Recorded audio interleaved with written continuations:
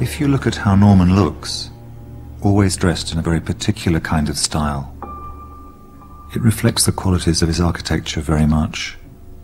It has that sense of doing things precisely, carefully, consideredly. But you could also say that there's something about his architecture which is hard to read. How do you understand a building which is a black glass, curved screen? You don't quite know what's going on inside. And maybe that's Norman also.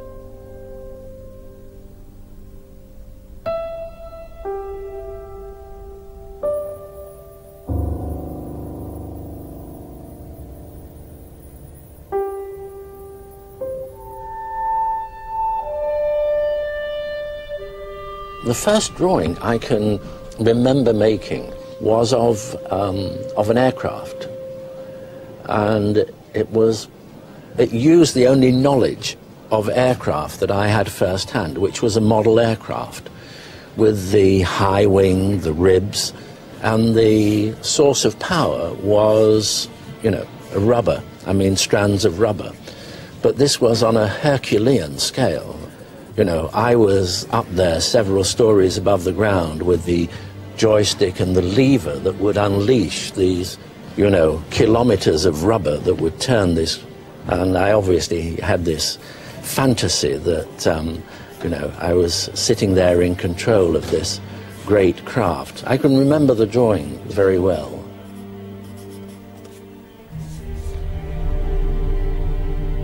You can see all kinds of reasons why Norman, throughout his life, has been so fascinated by flight. There is, of course, the beauty of the artifact, the way that a wing curves over an engine, the way that the rivets bring together pieces of metal.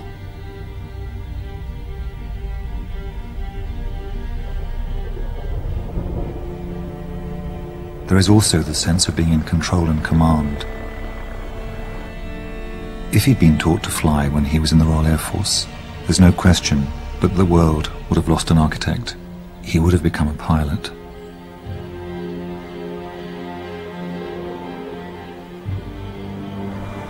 Ascending a building like the Eiffel Tower changed the way a lot of people saw the world. They literally saw it in another perspective, and that's reflected in the paintings. I think as an architect, if you're privileged to be able to enjoy that dimension of flight, to be able to see how awesome nature is and the forces of nature, to be able to fly vast distances at high speeds with no engine on solar power, and to be able to literally almost sniff out the rising air from the sinking air and to remain aloft. But it's also about challenges. And it's the poetic dimension. It's something I never tire of, never will.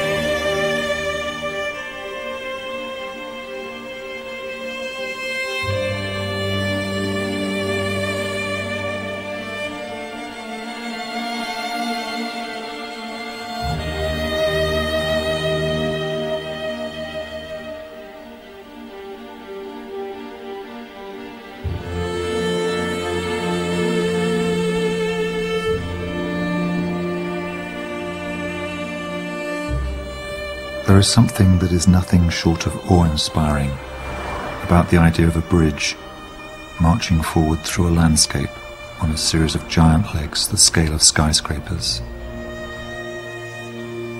It even wiggles as you're driving across, so you can see how spectacular it looks. We'd forgotten that useful things could be this beautiful.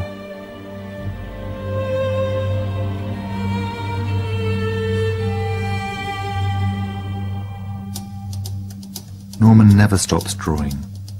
He communicates in the most effective way through a sharp pencil and a beautiful block of paper. In his cars there are fresh notepads and freshly sharpened pencils, just in case something comes to him. He's always drawing, drawing, drawing, drawing. It's the way he thinks. It's the way he argues points. You can see the buildings take shape.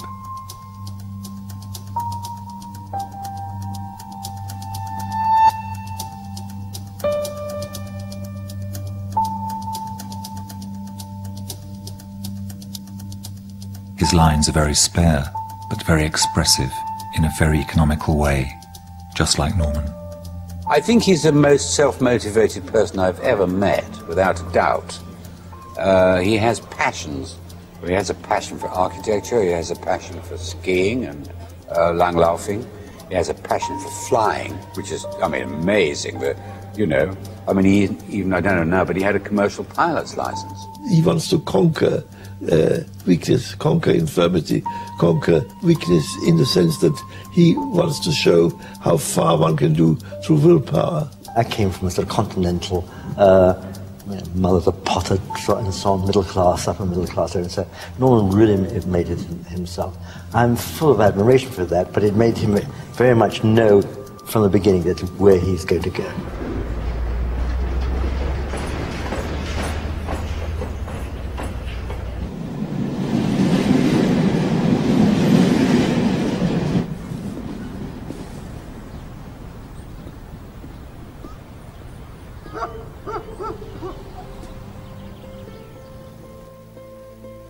I remember hearing bombers go over the house in the middle of the night with my mother. I remember talking rationally about, you know, what kind of bomber it might be, and then just breaking down into a flood of tears, just being absolutely, abjectly terrified.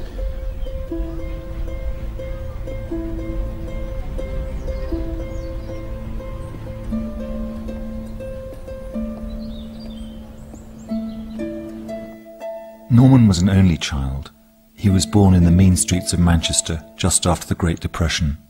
Robert, his father, managed a pawnbroker's shop. His mother Lily became a waitress. My voice had changed when my father died.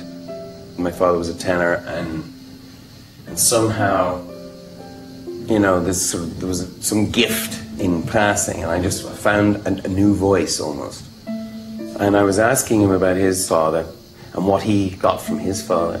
And Norman said, well, both from his father and his mother, just work ethic. They worked and they worked and they worked. And then he said the only thing was that he, perhaps as a result of them working so hard, he hadn't got to know them as well as he would have liked. This is a very important room, isn't it? This is where you did those drawings that got you into university. Yes, and when I was at university, I had a drawing board here, and this is where I did most of my student work. One of the things that he did for the portfolio to get to university was to draw the view from his bedroom window.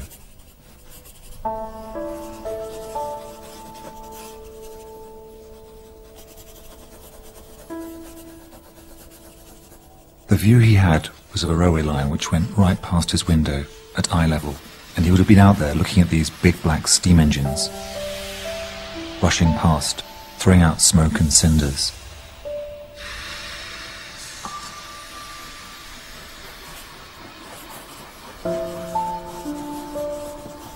Under the track, there's a passageway that goes from Norman Street, which is humble and poor. You can smell the damp.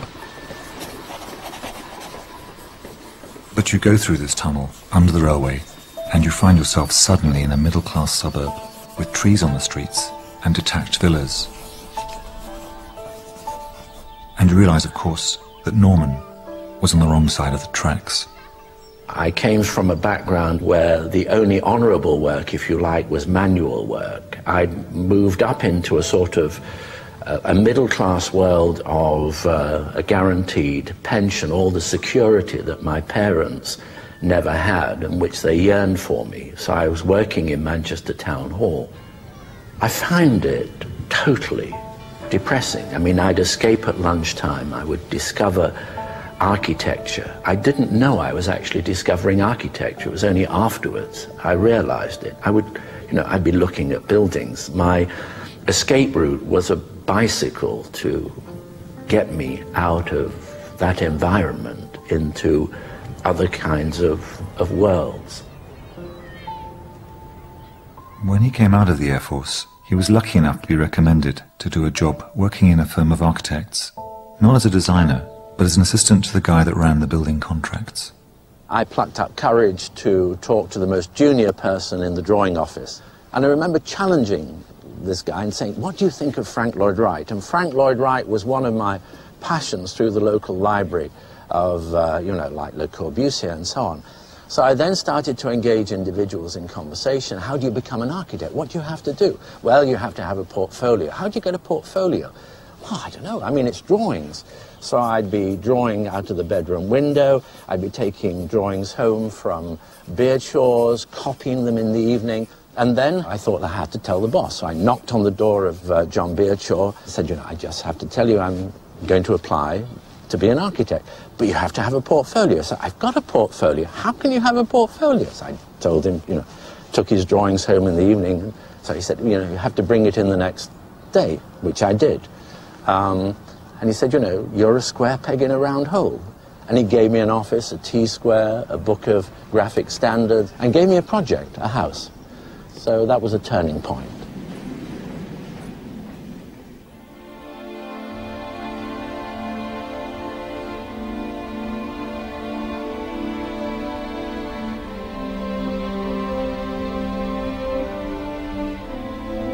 The essence of Norman's architecture is that design can make things work better. And it's a very optimistic belief.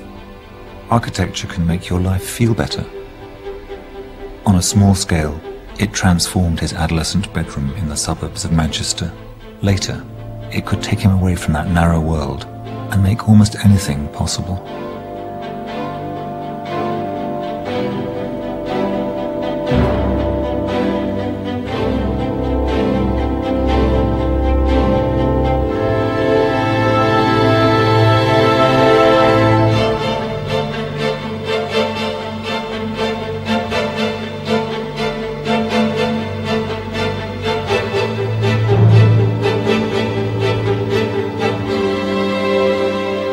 Architecture, I guess, for me is something that moves the spirit, that really works in terms of all the senses. In that sense, it's about the things that you can measure, that you can quantify, and if you like, the spiritual dimension, which is rooted in all of the senses and which you can't measure, but you know it's there, it moves you, it moves your spirits.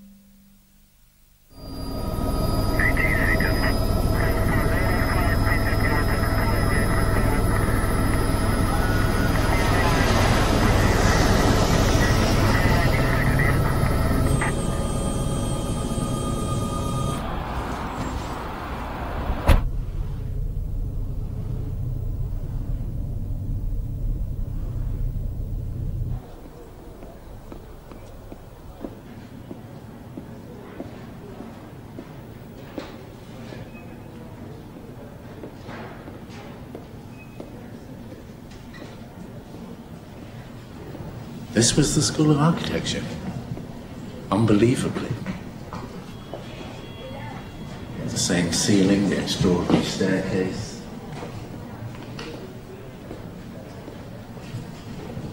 Difficult to imagine it, but very familiar. Yale in 1961 was still under the spell of modernism. Paul Rudolph, the dean, had been a student of Walter Gropius, founder of the Bauhaus, and the fire of the modern movement was still alive. Yale was full of strong teachers, but it was dominated by Rudolph. He was the man who taught Foster how to draw like an architect, and even how to look like one. Rudolph also made him cry. He used the words, "You don't care enough," to Norman, after he'd been up all night, working on a project. Yale never had a kind of ideology, and Rudolph was particularly good at bringing out the best of every student. He was tough on them. He was famously tough and rigorous, but it was about bringing out what you wanted to do. Rudolph really encouraged Norman. He really pushed him. With most of us, he pushed us, or you would be out. But I think he pushed Norman more than anybody in our group. I think he saw things in Norman that most of us did not see then.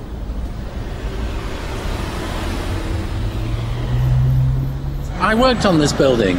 I did a lot of drawing on the perspectives. So if you just took a photograph of this, I could show you an extraordinary drawing which was probably about so big, where I was drawing line after line after line. Also on the teaching staff was Serge Chemaev. He wanted to make them think about communities, about how they worked, and he was the one who was pushing Norman to thinking about how you design a whole world, a whole environment. Vincent Scully, the other great force at Yale, was a historian who was passionate about making architecture come alive for his students. Vince Scully and Rudolph were all very much about the visual, how you saw things, how you approached things, how things are unwound as you looked at them from different angles. Scully was the one who encouraged both Norman and Richard to drive across America. They went on pilgrimages to look at great architecture. As we drove into the city of Chicago in my VW bug, and it had one of those windows in the top, the whole crew, not Sue, but Richard and Norman, kept, and it was freezing. I mean, it was like snow everywhere, wanting the top to be open while we were driving so they could take photographs of the oil derricks and the big things all around Chicago, going into the city. It was where the idea that they would start a partnership one day was born.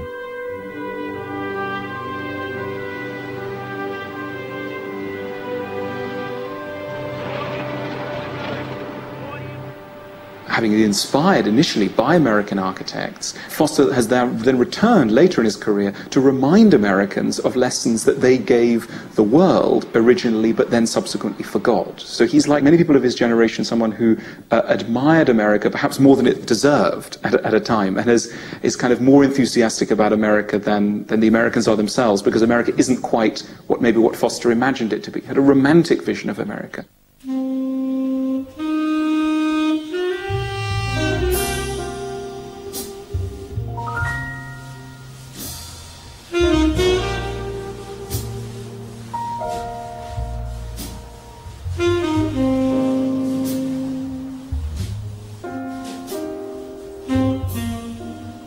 Just going back, it's Manhattan, it's New York, it's the skyline, it's the city of towers. You think of skyscrapers, it's New York.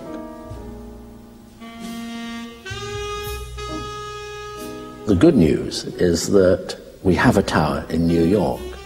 The bad news is that it's a very, very small tower amongst the most extraordinary collection of mega towers. And how do you make this tower have a presence when it's physically so small? Scale, in a way, is not the same thing as size. Scale is a quantity of somewhat abstract proportions. It bears a relationship at one level to the body, but it bears a bigger relationship to the imagination. The way, if you like, the pyramids in Egypt do. They remain, whatever you do, you walk up them, you walk around them, they remain the scale they are, which is somehow bigger than what they really are. When the Hearst building was finished, I called Foster the Mozart of modernism, because I thought that that conveyed the way his work seems sort of lyrical, elegant, and effortless. And just as we know with Mozart, there was huge effort behind all that, but part of his genius was to produce this finished piece of music that didn't show the effort. It just seemed to sort of dance perfectly through the air. Well, Foster buildings tend to do that. They don't show their effort. That diagrid, the triangulation, not only produces something which is inherently stronger, and we can go back in terms of antecedents to Buckminster Fuller, Barnes Wallis, and those aircraft of the late 30s, structures in nature which are triangulated, inherently stronger, using 20% less steel. A good start in terms of the sustainability story, especially when 80% of that is recycled steel. The Hearst Tower set out to be as green as possible, but magically it also manages to come up with a new geometry that no New York skyscraper had ever tried before. The corners look as if they dissolve into thin air.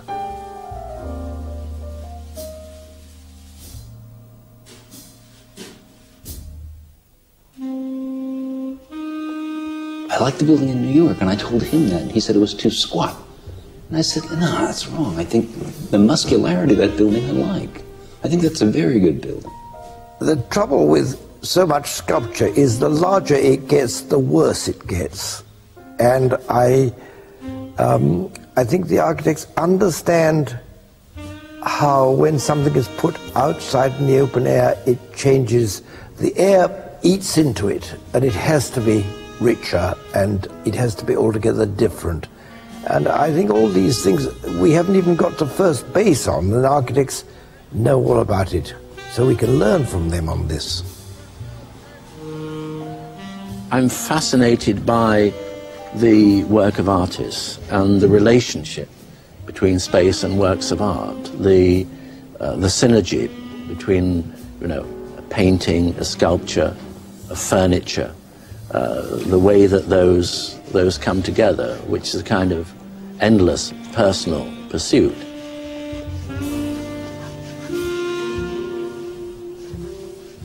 Given my love of water and stones and mud and raw materials, and also the fact that, like, the first human habitation, the first natural place for people to live in was caves, you know, and Norman has chosen a Neolithic artist, you know, to make his drawing.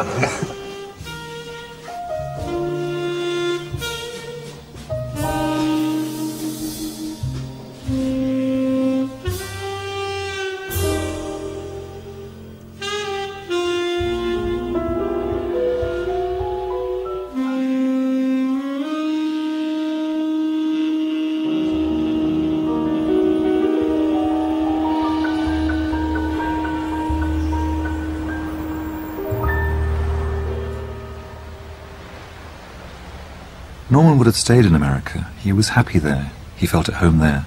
He had a job in San Francisco. But he kept in touch with Richard Rogers, and the idea of forming a practice in London came up when Richard got a project. Norman joined him. He could always go back if it didn't work. So Norman got back on the plane and flew back to Europe to discover that Team 4 wasn't exactly this big professional office. It was actually in Norman and Wendy's flat. It was in a house, you know, in Hampstead Hill Gardens. I'll never forget it. And they used to have to reorganize the flat every morning to turn it from a flat into an office. And of course, if they were having a client to see them, you know, they had to do all sorts of things, you know. I remember they had this enormous great white wooden box that covered the bed, and they used to put models on the box, you know, so it looked like a sort of display unit. It really was a scream. Team 4 was where Foster met his first wife, Wendy. They worked with Richard Rogers and his first wife, Sue, and also Georgie Walton, Wendy's sister. It was a short-lived partnership that lasted only 3 years. Their first big job was the Reliance Controls factory just outside Swindon, which was the first British high-tech building. And Reliance Controls was the first really successful building in terms of it won the Financial Times Award, and we thought, we've made it. An inquiry we got was somebody wanted to know how to clean the floor in the factory, so it didn't really make it. It was an extraordinary time. It was almost like a pop group in a way, where all the things that brought these individuals together eventually had the seeds of the things that would provoke them to go in their own directions a relatively short period afterwards. Team 4 split up and it was time for a new start. Norman and Wendy decided to stay in London, and together they formed Foster Associates. If I think back to 1967, then really Foster and Partners was formed, or rather it was at that time two people, my late wife Wendy and I, who formed Foster Associates. There are only two problems. First of all, we had no work and there were no associates. Without the connections that architects need to get their first jobs, the one area in which Norman thought he might get a foothold was by going into the uncharted territory of industrial architecture. The Olsen building was the first serious thing Foster built on his own. In those days, Britain was still divided between the workers and the managers. They had separate entrances and facilities. Olsen stood out because it was trying to give the workers something which was as good as everyone else had. You could say it was a socially utopian project. The project for Fred Olsen became a turning point in the sense that buildings like Willis Faber, IBM, the Sainsbury Centre, they all visited that building that we did for Fred Olsen.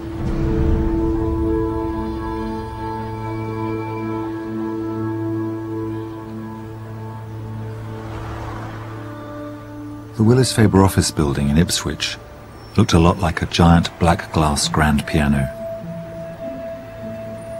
Foster took a radical approach to everything about it: how it looked, how it worked, the techniques used to build it, the comforts it offered its users, its reduced energy use. How do you give glamour to an office building? And in Willis Faber we sought to create a lifestyle. So it had a swimming pool in a town which at that time didn't have a public swimming pool. It had an atrium, it had plants, and part of that was the colour and the shiny ceiling, which was a response in a way from some lessons that I learned on the Olsen building. I remember the first time walking up the stairway and seeing this green ceiling and thinking, my God, what happened? I thought it was a white ceiling, and of course it was a white ceiling, but it was just sucking the colours. So this ceiling was a very subtle, I mean, extraordinary.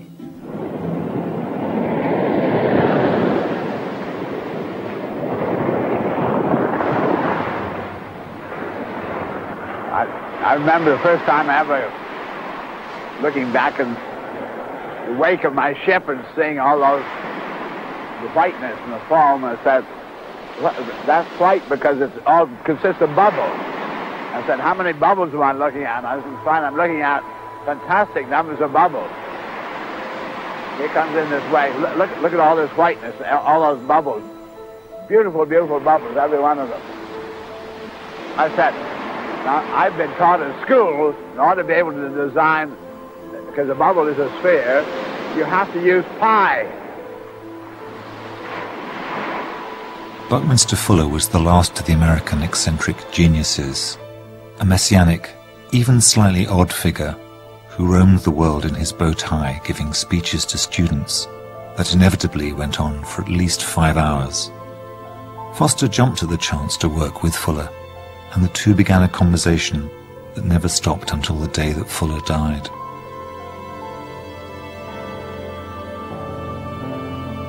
Fuller's big idea was to do more with less, to make the strongest structures using the least amount of resources. He was an engineer, an architect, an ecologist who defied any label. In 1951, he coined the phrase "Spaceship Earth," the very image of humanity floating on a fragile vessel lost in the middle of space. I remember flying him in a helicopter to the Sainsbury Centre at the University of East Anglia. And then we spent really quite a long time walking around the building, going back into the building, through the spaces, talking about it. And when he came back into the restaurant, he drew attention to the way that the sun had moved, the shadows had changed, and then he turned round to me and said, "How much does your building weigh, Norman?" And of course, I didn't know the answer. How much does your building weigh? And even Norman was stunned into silence. But being Norman, a week later, he had the answer. 5,328 tons, most of which was lost in the invisible concrete substructure.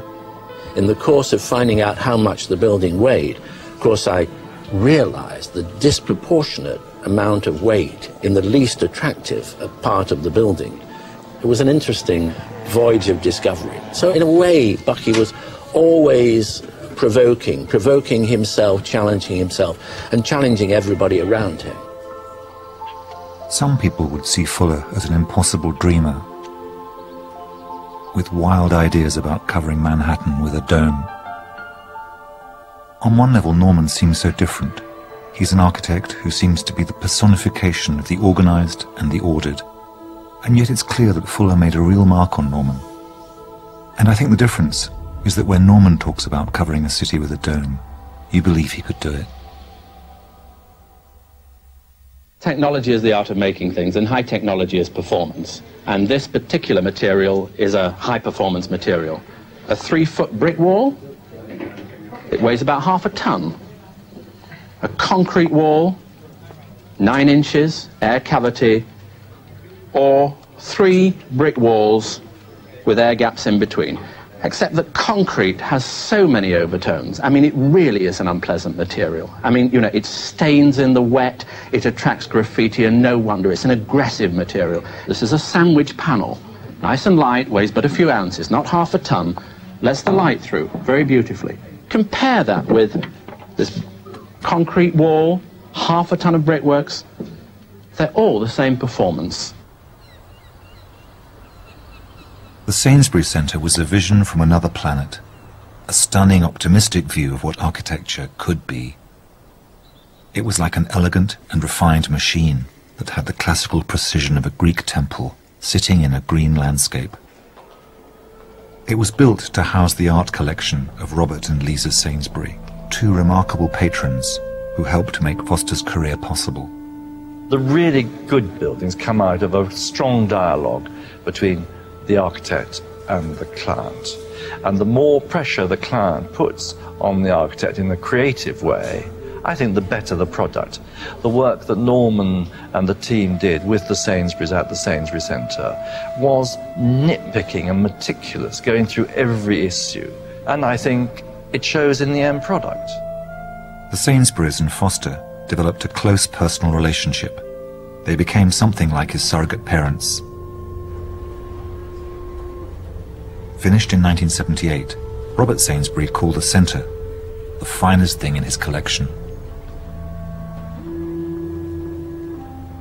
If you could put the Sainsbury Centre next to HSBC, the Hong Kong and Shanghai Bank in Hong Kong, you would see the difference between a glider and a jumbo jet.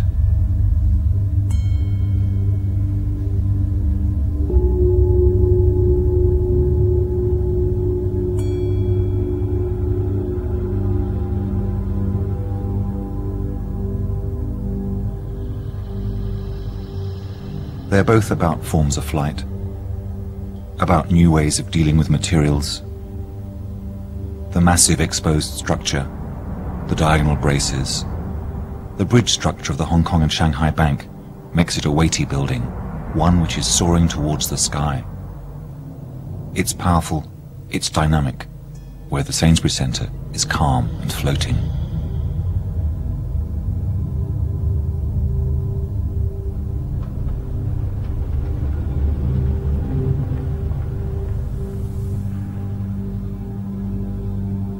It was the first time that anybody outside America made a skyscraper that looked like it wasn't just a copy of an American original. Everything has to be brought into Hong Kong. They don't build buildings there. The materials, the skills and the expertise have historically always been brought in from outside. And on that project, we were very much encouraged to to try and find whatever was the best and most appropriate throughout the whole world. So we went off to America and Japan and Europe and everywhere to try and bring the best things at that moment in time for that project. And what it taught us really was there is a big world out there. Norman went back to first principles, deconstructed the skyscraper, and made his own rules. He put the structure on the outside, a move that created some remarkable spaces. It was beautifully built, and it was a landmark that became internationally recognized, a symbol for the bank and its commitment to Hong Kong before the handover to China.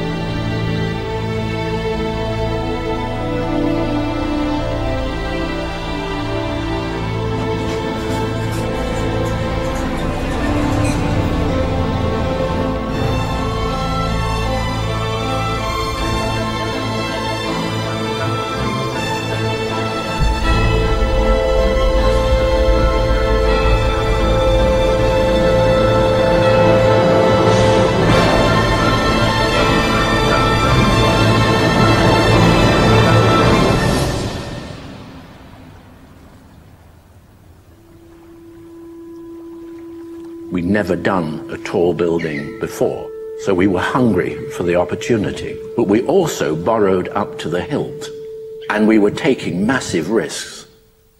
And I suppose in a way, you're always taking risks. Then we were gambling, if you like, with the bank, in the sense that if we had not won that competition, we probably wouldn't be having this conversation now. We'd have gone bankrupt. Norman had come a long way by the time that he finished the bank. He'd transformed his life. He'd become a very successful, very visible architect. He had built an astonishing project in Hong Kong, which the world came to see. It was called the most expensive building the world had ever seen. He looked as if he was at the top of his game. But just when things seemed to be going so well, some bad things began to happen. The financial position of the practice was seriously weakened with the end of the monthly fee coming in from Hong Kong to pay the overheads. There was a series of Black Fridays. He had to let people go, and he began to worry even about being able to survive. At about the same time, Wendy, who'd been so important to make the practice work, became sick. She had cancer. She died. It was a terrible time. What can seem absolutely tragic and devastating at the time, it still obviously has a tragic dimension if many years later you look back on it. But on the other hand, life has moved on. We've all moved on. And you have a better measure of satisfaction, of friendship, of love, of whatever.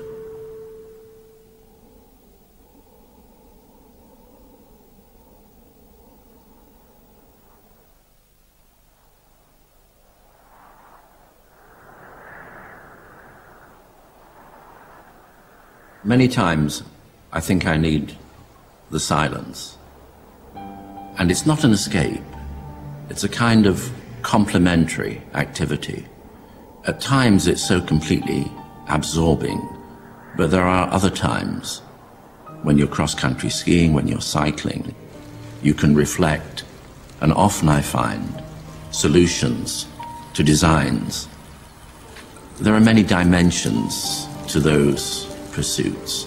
Obviously they're about pleasure, but they're so inextricably linked with what I do as a designer.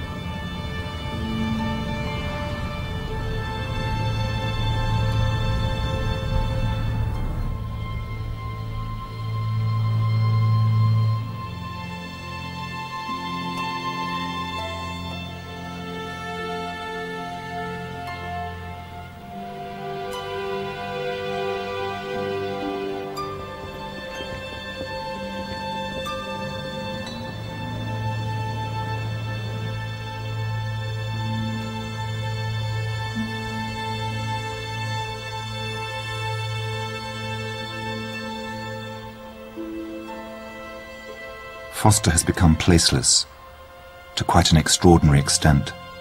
Brushes with bankruptcy have overshadowed many architects' careers. So once Foster had the chance to work outside Britain, he saw building a global practice as the key to survival.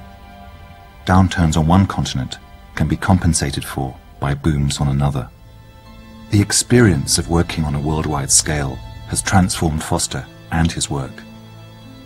You can see now that there's a certain level of impatience with the way the old Europe does things. He wants to bring home what he's learned. The approach is always to go there and to experience it and to live it, and to, if it's people, you live with the people, you know, you take your own human camera, as it were, and there's no substitute for that. You know, Norman's always taught us that you must do it, which is one of the reasons why he's always the first one, you know, on the site.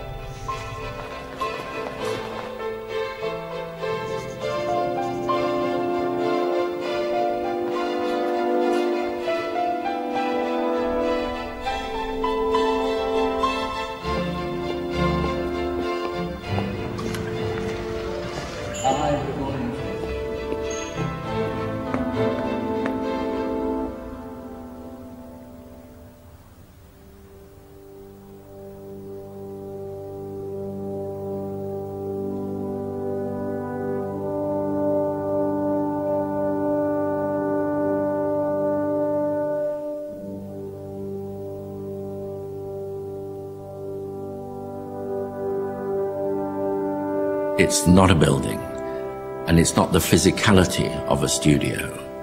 It's the philosophy, the way in which, beyond my lifespan, that will move on and have its own life. That, I think, is the most difficult design of all, and the one I'm most proud of. It is a belief in a youth, in the energy of youth and the optimism of youth. And in the end, the ultimate test is, you know, do you continue to attract the greatest young talent?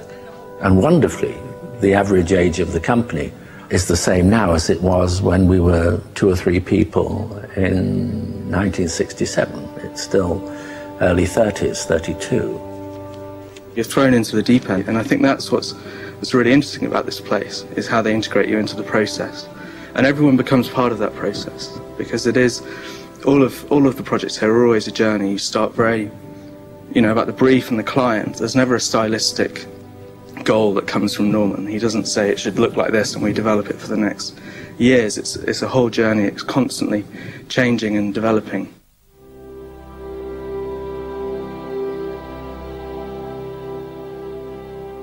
As a team, we've reinvented the genre, we've reinvented the airport, we've reinvented the nature of a high-rise building, reinvented the relationship of the old and new in terms of, you know, how you create a new life cycle for a historic building, keeping the best of its identity from the past.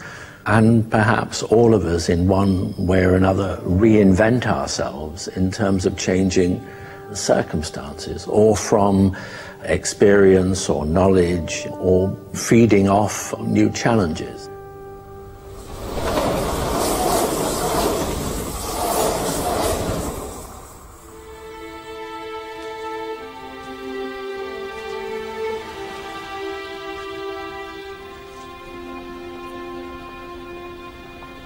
Architecture is also about power. It creates the landmarks that cultures of very different kinds have used throughout history to express who and what they are.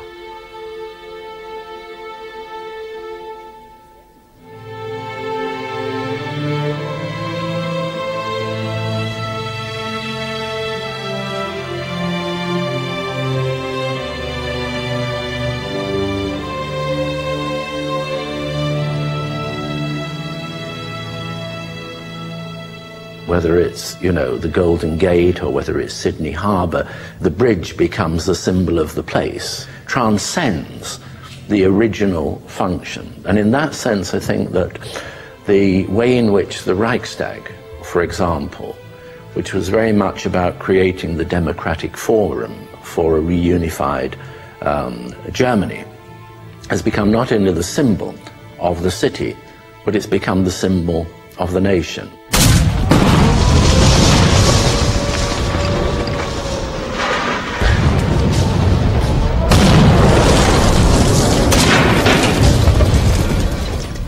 The capture of the Reichstag at the end of World War II was the defining image of Hitler's defeat. Its reconstruction by a British architect was an equally powerful symbol of the reunification of a very different democratic Germany.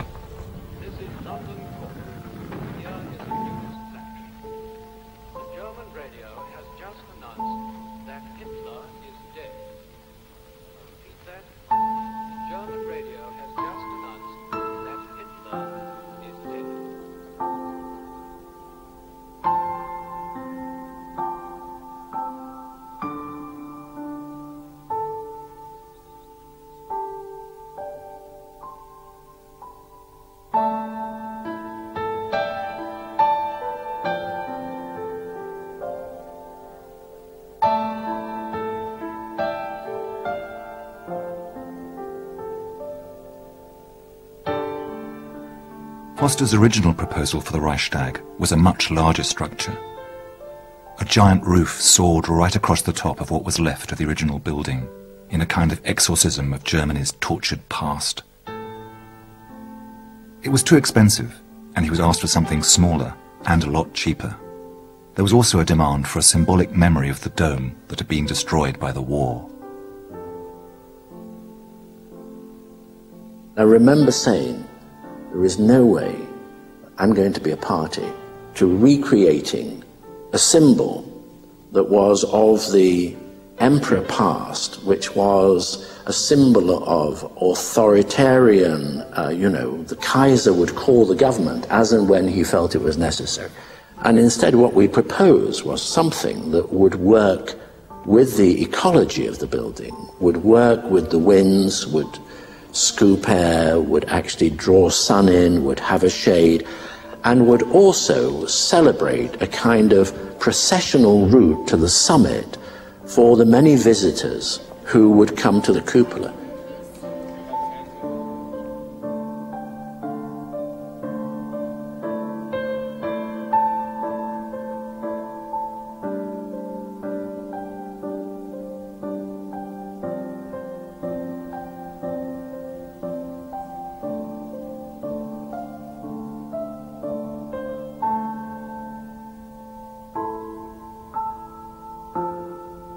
The question for Foster is, do you restore the damage? Do you take what's left of the old building and make it look new again? Or do you show what's happened to that building? Do you show its history?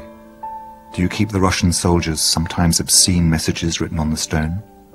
In Foster's view, of course you do. This is part of German history. You can't just wipe these things out.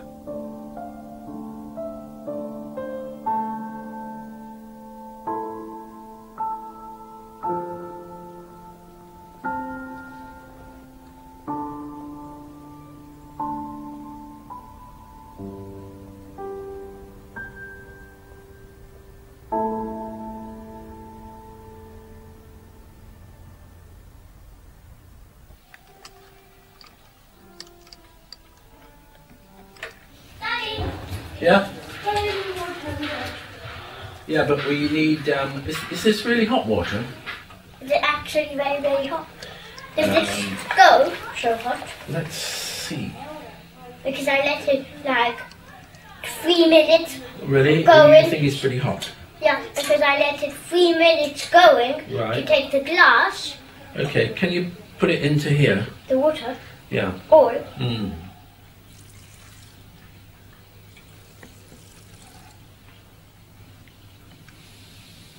For what is this? To fill the boiler. To put this out? It's full. I think we can say categorically it's more than full. Do you put this one down? Oh no, we need to put some fuel in there. And what fuel? It says the maximum 3 pieces. Starting to smell. Hope it doesn't explode in our face. Why does how can it explode? A little bit of experimentation is needed here. It's getting hot. You can start to smell it. I think the oil. Hey.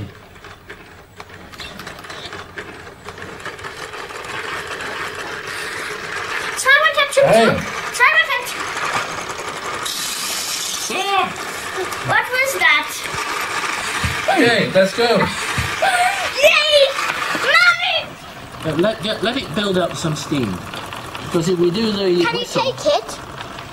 It's fantastic. Look at that.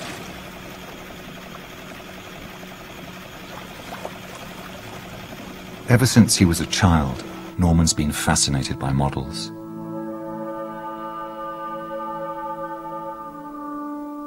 He makes them, he collects them. In his house, he has shelf after shelf of exquisitely crafted model aircraft and cars. And even as architecture becomes a more and more digital design process, models are a key part of his practice.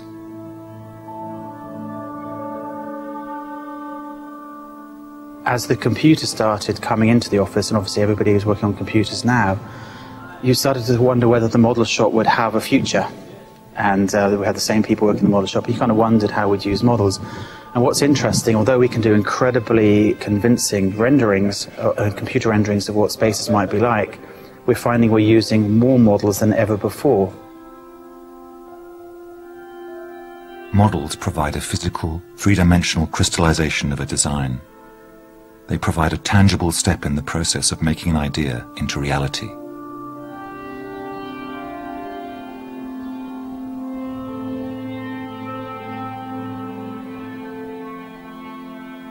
For Norman, it's not simply about seeing how a building will look. It's a means of understanding what a full architectural experience will be. I believe that the infrastructure of spaces, connections, the public domain, the kind of urban glue that binds the buildings together is more important than any one building.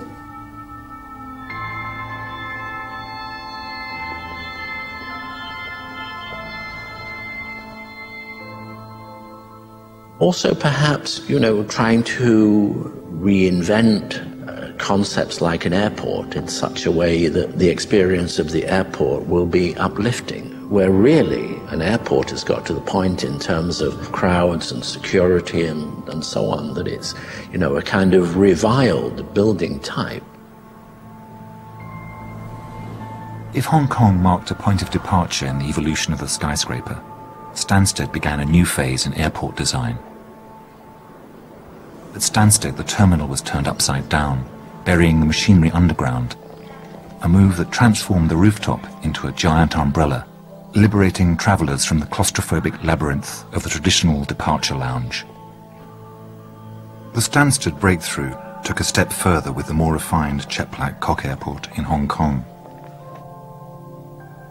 In China's Olympic year, Foster's approach to airport design went even further with Beijing's new Terminal 3.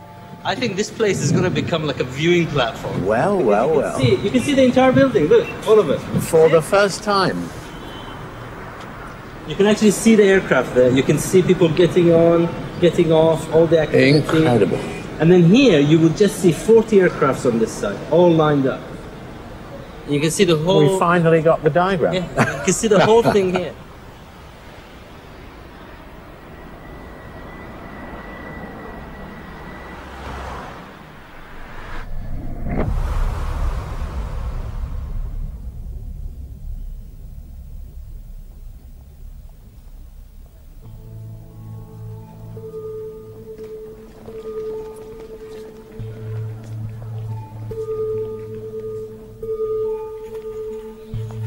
The airport is the modern city gate, a symbolic national front door reflecting the aspirations of a culture. But negotiating the terminal is a stressful, anxious experience for most passengers. A good airport is one that's easy to understand, one that allows you to move through it without having to ask for directions or look for signs. It celebrates travel rather than makes the journey an ordeal. If you can see an aircraft, the runway, and the sky beyond, you have a natural orientation. 这是一个我认为最棒的机场。我们在这个机场里面充满着阳光，只要稍微一般的情况天气正常的话，这里面基本上我经常看上面完全不点灯，但整个机场就充满了一个柔和的一种光里面。这个是一个非常作为一个艺术家，我是很感动的。我很期待我们能够生活在一个可以控制的，但它好像在室外一样的那一种感情。China wanted a building that would make a strong statement about their country's new place in the world.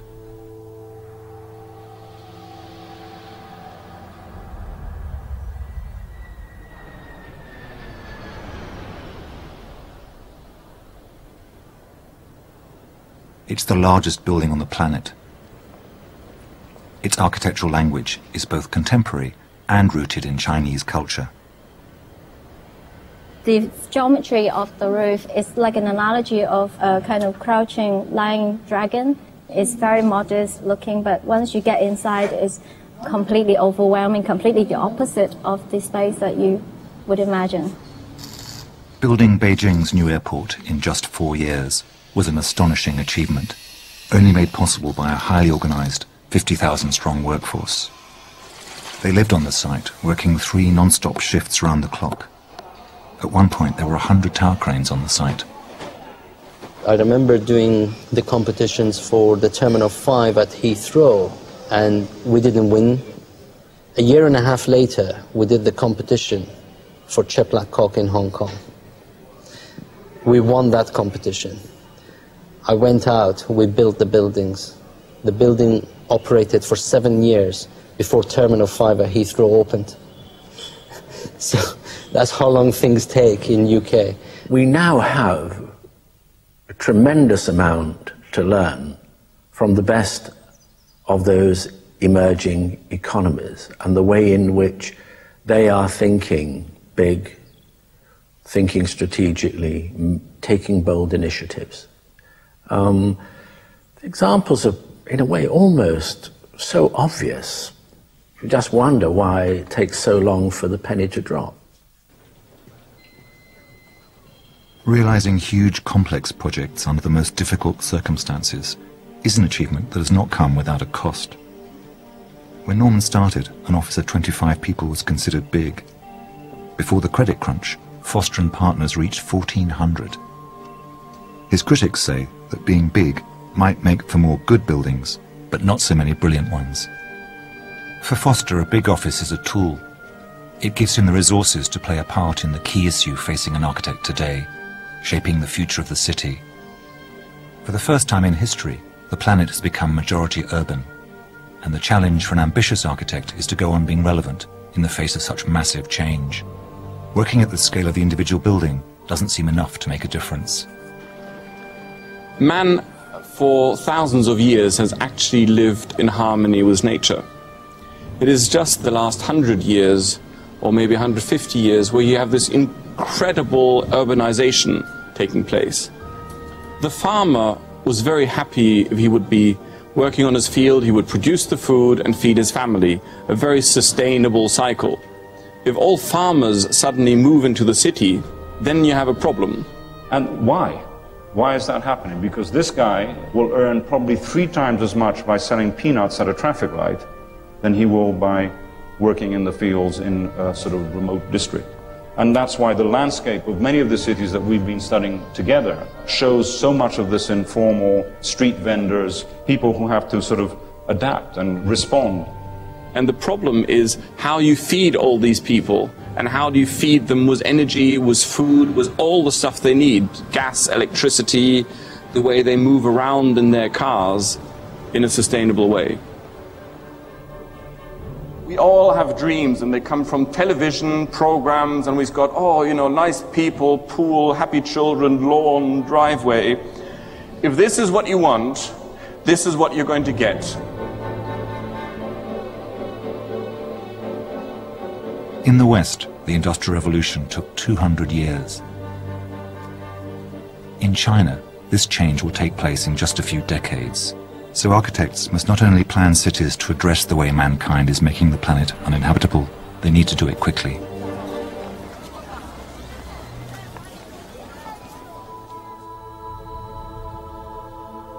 Masdar City in Abu Dhabi is an attempt to show how that might be done.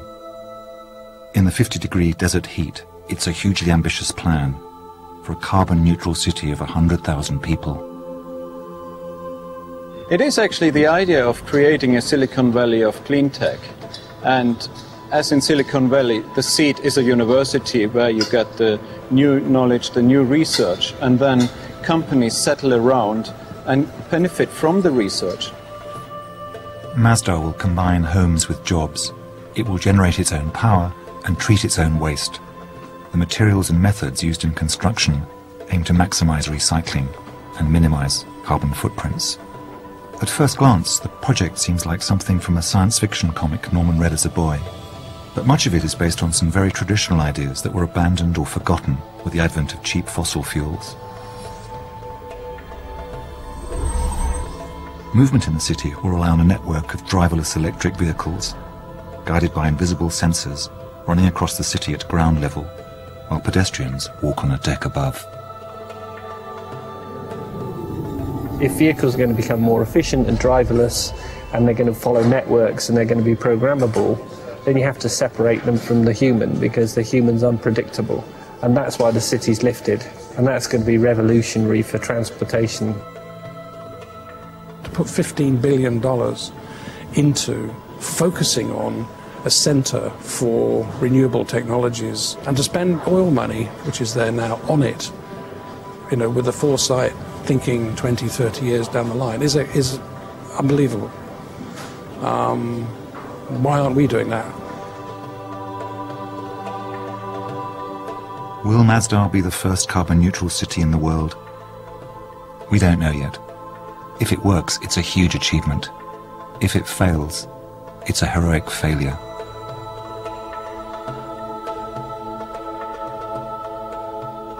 If we achieve a zero waste, zero carbon, then that will be a kind of miracle.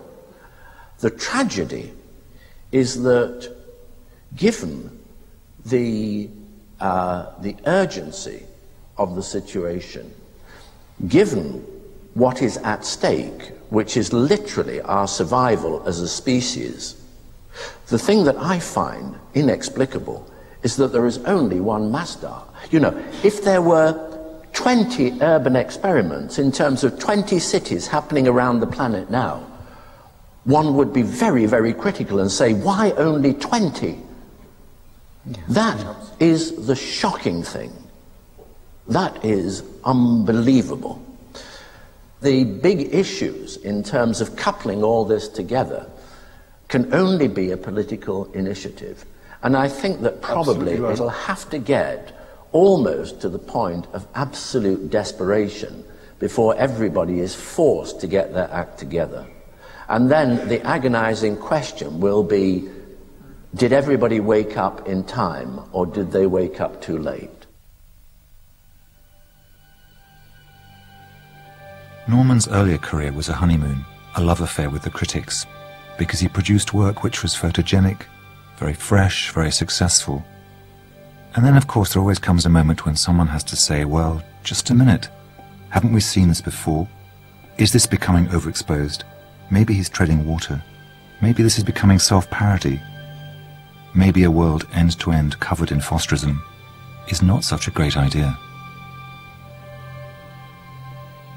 It's not what you read in the press, it's not about an award, it's not about somebody saying, well done.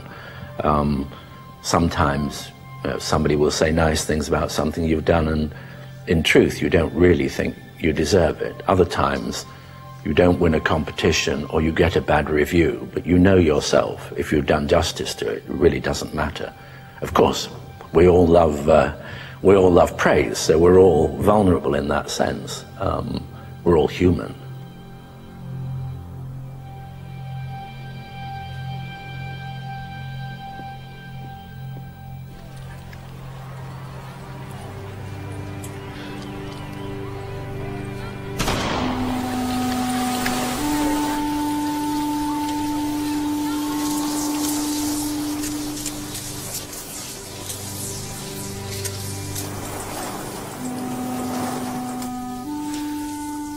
What on earth is a man in his 70s doing pushing himself to the extremes of the cross-country marathon? It's painful to do it. Once he was wearing the wrong kind of gloves and he got frostbite. It took him 6 months to recover, but he did it again the year after, and the year after that. It hurts. It's also a very isolated thing to do. Yes, you're surrounded by all the other people in the marathon, but you're alone in the physical determination. You have to finish.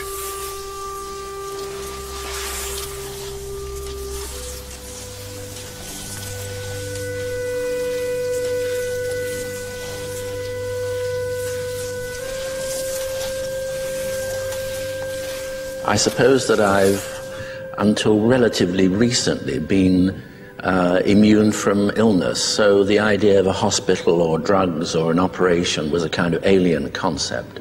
10 years ago I was diagnosed with cancer. That was pretty horrific. That was probably the worst moment of my life, one of the worst. I remember struggling through the idea, struggling through the 48 hours before I was kind of rushed to hospital. I remember being told at the time that I was fortunate because it could have been a heart attack. Little was I to know that 2 years later I'd have a heart attack. And the thing perhaps that really was important to me was the idea that at the end of that 6 months I would still be able to train for the cross-country ski marathon. And I was told by the doctor that forget it, you'll never do it in 6 months, you'll have relapses, it'll take longer. The reality was that I did it to the day in 6 months. So I think that in some ways a state of denial is perhaps at times helpful. Having survived the operation, the chemotherapy, I remember the marathon afterwards, and then shortly after that I had a check, and I remember coming back in a car from the airport and wondering why the doctor hadn't called to give me the results of the check. So I called the doctor, we stopped the car, I got out, and he said, I've got bad news for you.